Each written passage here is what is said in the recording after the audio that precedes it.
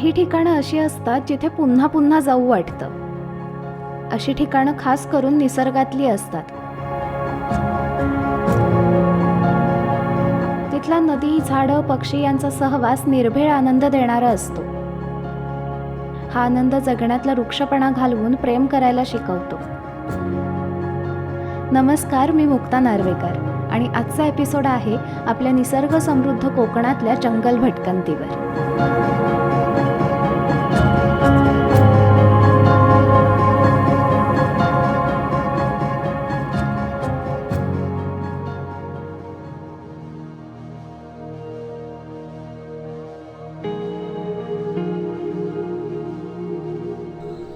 Good morning.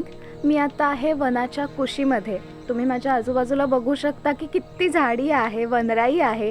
तिकडे समोर ओढासुद्धा आहे, बाजूला बटरफ्लाय गार्डनही आहे. आणि आता सूर्यदेव हळूहळू वर येत आहेत. धुकं हळूहळू झाडांमध्ये पसरत जात आहे. असा सुंदर माहोल आहे आता. आणि मी राहिली आहे वनाच्या कुशीमध्ये, वानोशी फॉरेस्ट होमस्टेमध्ये. इथला आधीही एक व्हिडिओ केला आहे. मी इथे भन्नाट अनुभव घेतलेत. ते सुद्धा तुम्ही नक्की बघा. हा व्हिडिओ पाहून झाल्यावरती तो व्हिडिओ नक्की बघा. यावेळेस मी आली आहे जंगलाचा एक समृद्ध अनुभव घेण्यासाठी, तिलारी फॉरेस्ट बघण्यासाठी. तर आता मी तिकडेच चालली आहे, पण जाण्याआधी मी करणार आहे नाश्ता, पण तो नदीच्या काठी करणार आहे. तर आता मी तिकडे जाते. मी जाम एक्सायटेड आहे त्यासाठी. आणि ना इथे एक ग्लास कॉटेजसुद्धा आहे. मी ती आल्यावरती तुम्हाला दाखवते.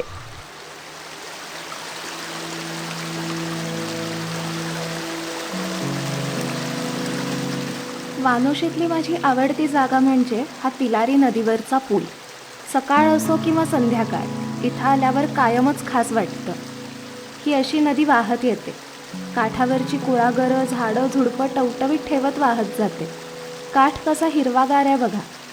दोन्ही बाजूचा हिरवा काठ, मध्ये वाहणारी नदी आणि हा पूल एक सुंदर निसर्गचित्रच आहे. बाजूच्या छोट्या छोट्या डोंगुरल्या हे चित्र अधिकच खास करतात.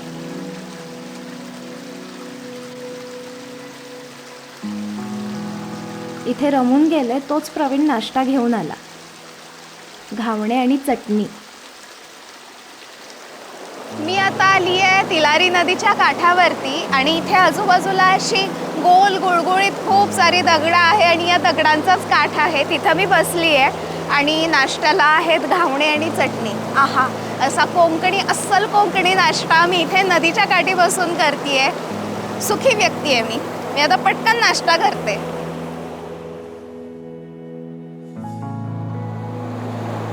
मऊ लुसलुशीत असे घावणे आहेत आणि खोबऱ्याची चटणी.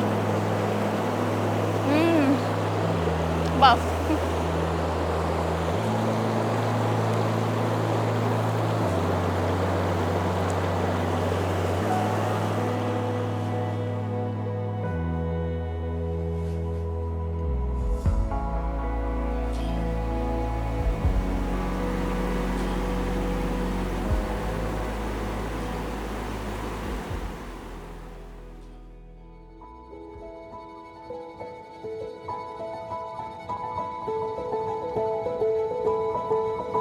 नाश्ता करून आम्ही लगेच निघालो तिलारी कन्झर्वेशन रिझर्व्हकडे.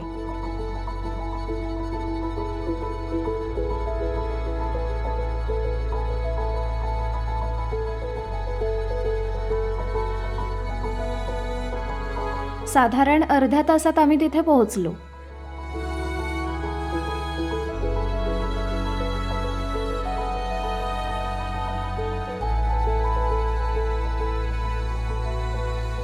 गाडी पार्क करून चालायला सुरुवात केली.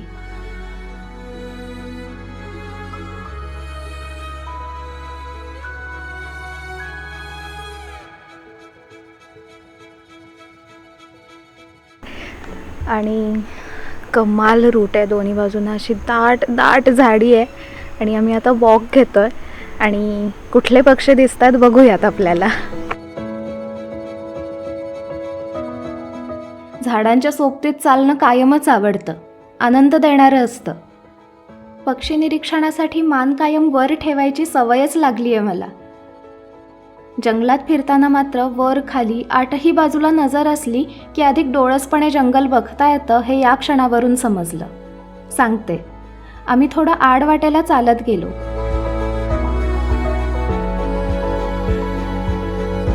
आणि पाहतो तर मॅमल्सच्या म्हणजेच सस्तन प्राण्यांच्या खुणा दिसल्या.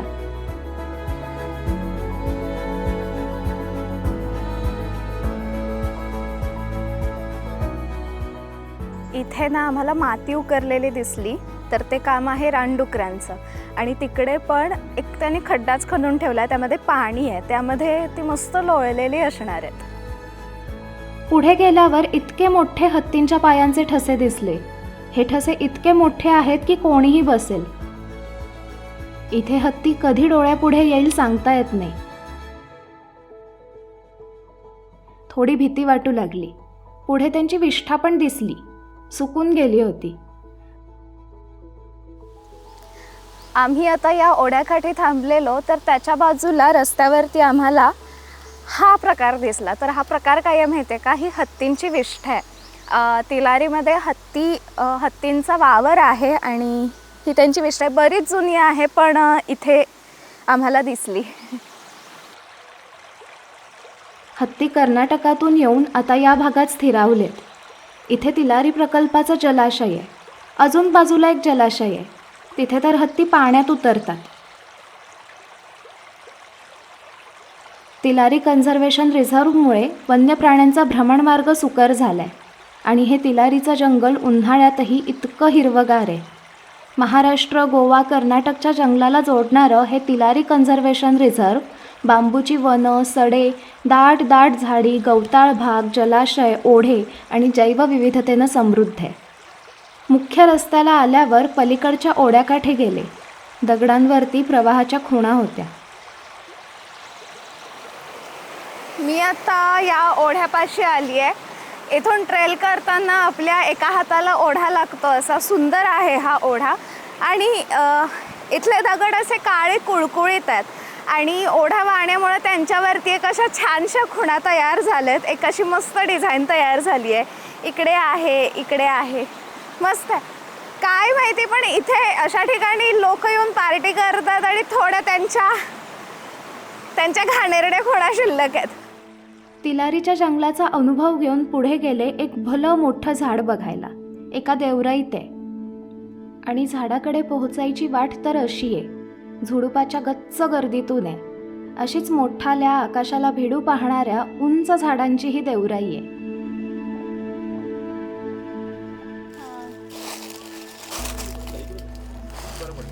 इकडून नाही थांबा, इथे पोचते.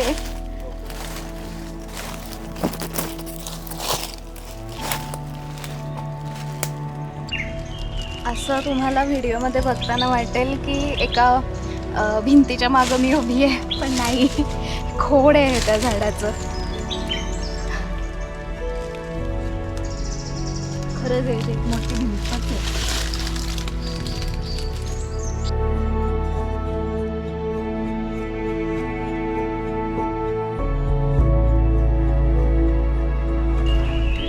याच्या बुंध्यापुढे मी एवढीशी आहे, एवढीशी.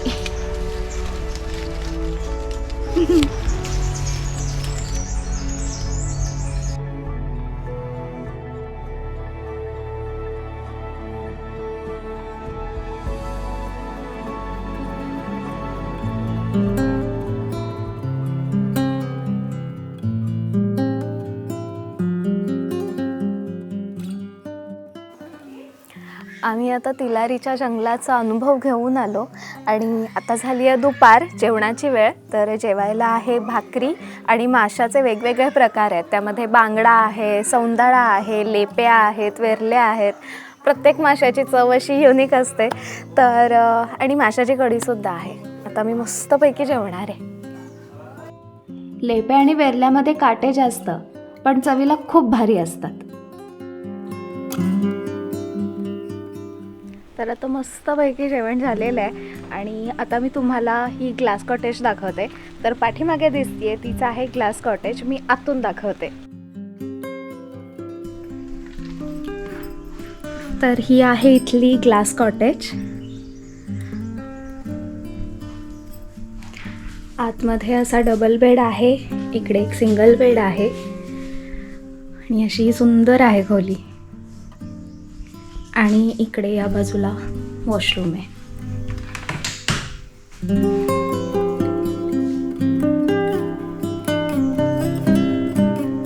गॅस गिझर आहे आणि सगळ्या बेसिक गोष्टी आहेत. आणि सगळ्यात भारी गोष्ट म्हणजे इथला व्ह्यू. तर असा व्ह्यू आहे इथला. इथे बसून आपण छान एन्जॉय करू शकतो. या ग्लास कॉटेजमध्ये 2 ते 3 जण आरामात राहू शकतात. सगळ्या सोयी इथे आहेत. आणि कॉटेजची खास गोष्ट म्हणजे इथे बाहेर खुर्चीवर बसून संध्याकाळची शांत वेळ डोळ्यात आणि मनात साठवता येते.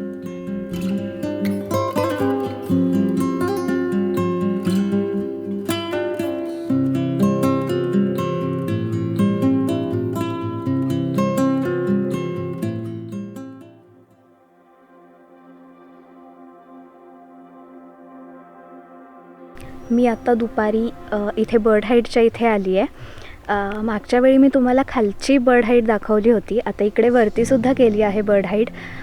खूपच छान ठिकाणी आहे ही बर्ड हाईट. बघूया आपल्याला आत कोणते पक्षी दिसत आहेत. तर अशी ही बर्ड हाईट आहे.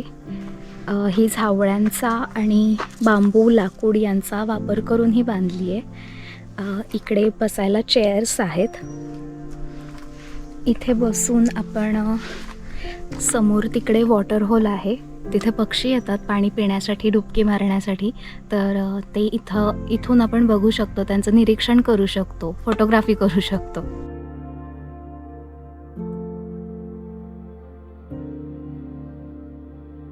आम्ही आमचा कॅमेरा सेट केला आणि वाट बघत बसलो.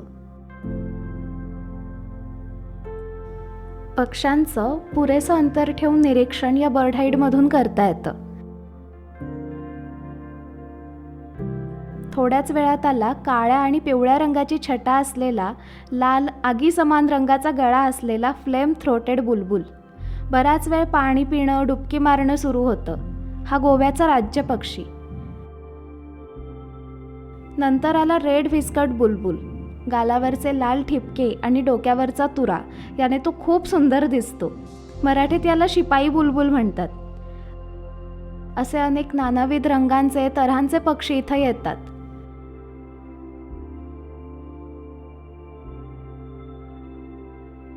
हे पाणी वेळोवेळी बदललं जातं. कधी कधी रात्रीच्या वेळी पिसुरी हरिण, सिवेट वॉटर होल जवळ असतात. ही हाईड वॉटर होल जंगलाच्या वातावरणात अगदी मिसळूनच गेली आहे. पक्ष्यांना डिस्टर्ब न करता शांततेत त्यांचं निरीक्षण करता येतं. पक्षी काय करतात की समोर वॉटर होल आहे, त्यातलं पाणी पितात, डुबकी मारतात आणि मग हाईडच्या वरती जाऊन बसतात झाडावरती.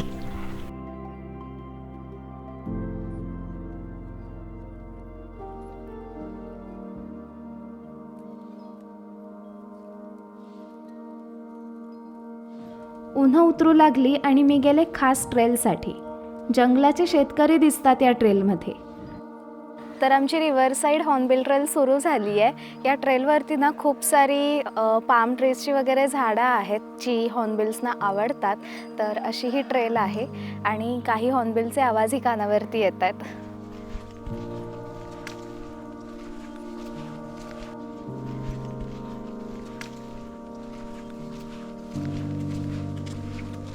ट्रेलची सुरुवातच झाली ग्रे हॉर्नबिलच्या दर्शनानं. झाडाची पिकी फळे खायला तो आलेला. माझ्या पुढे आता भेरली माडाचं झाड आहे आणि त्याची जी फळं असतात लोंबकळतात, तर त्या फळांवरती ग्रे हॉर्नबिल ताव मारतोय. इकडे वरती दिसतोय, रोहित शूट करतोय.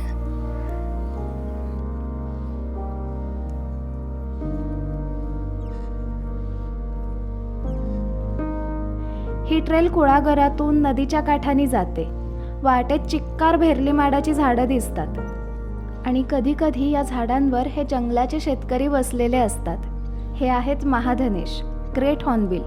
फळे खाण्यात आणि पर्चिंगमध्ये अगदी मग्न होऊन गेलेत.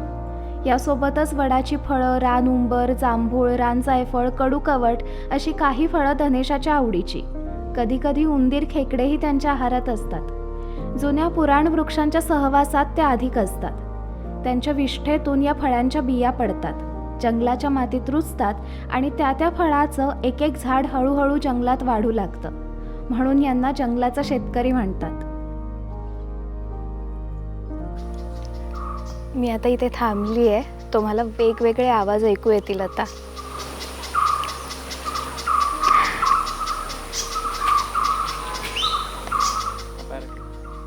पॅराकिटचा आवाज येतोय, बार्बेटचा आवाज येतोय, बॅबलर्सचा आवाज येतोय.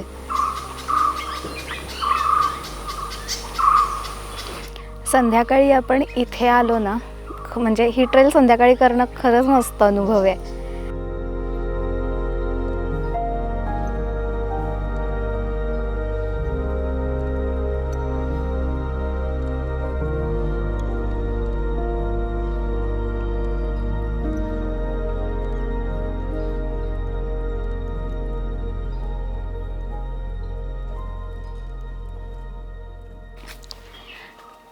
आता मला तिथे समोर माडाच्याच झाडावरती वूडपेकर दिसतोय, फ्लेमबॅक वूडपेकर.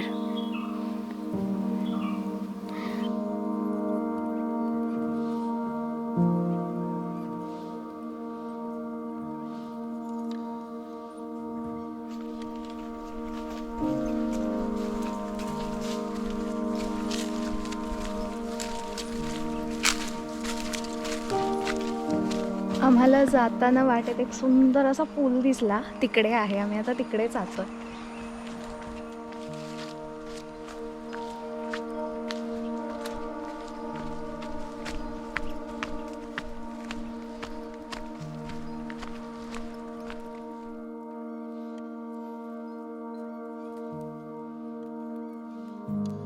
तर हा असा पूल आहे. आपण तिकडचा सकाळी पूल बघितला. हा एक वेगळ्या ठिकाणी आहे पूल आणि ही खरंच खूप सुंदर, खूपच सुंदर जागा आहे. इकडे आम्हाला जे पाईड हॉर्नबिलची फ्लाईट दिसली, परत व्हाईट बेलीड सीगलसुद्धा दिसतोय. तिकडे पण बरेच पक्षी आहेत आणि खरंच खूप शांत आणि संध्याकाळी असं मस्त बसून राहायला ही खूप सुंदर जागा आहे.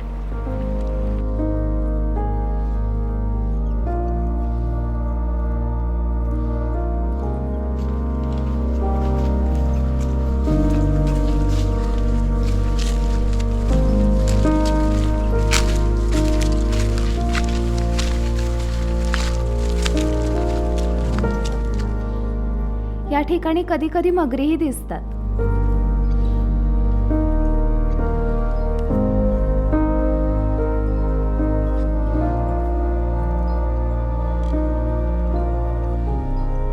सूर्यास्ताला बरोबर मी पोहोचले या पुलापाशी. जिथून दिवसाची सुरुवात केलेली तिथंच मी आता शेवट करतेय. या ट्रेलचा शेवट होतो या नदीच्या ठिकाणी. इथे आम्ही स्टोन बॅलन्सिंग करणार आहोत कारण खूप सारे दगड आहेत. तर एक छान संध्याकाळ अशी मेडिटेटिव्ह वेनं एंड करूयात. प्रत्येक दगडाचा बॅलन्स पॉईंट समजून घेत दगड एकमेकांवरती रचत होते. यावेळी तंद्री लागतेच आपली. अगदी त्या क्षणात वर्तमानात राहतो आपण.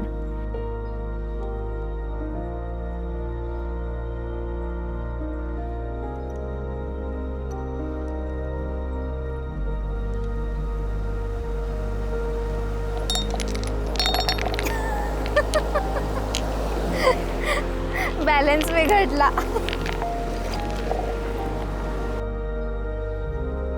पुन्हा रचना तयार करायला सुरुवात केली.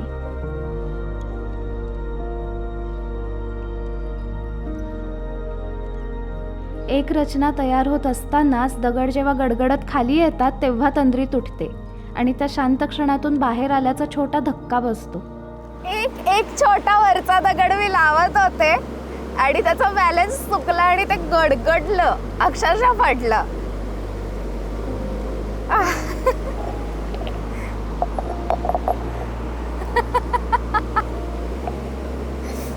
मी आता स्टोन बॅलन्सिंगचा प्रयत्न करत राहते. ही भटकंती कशी वाटली हे मला कमेंटमध्ये नक्की सांगा. आणि वानोशी फॉरेस्ट होमस्टेचे डिटेल्स मी खाली डिस्क्रिप्शन बॉक्समध्ये देते, ते नक्की चेक करा. भेटू आपण पुढच्याच एका अशा मस्त भटकंतीत. बाय.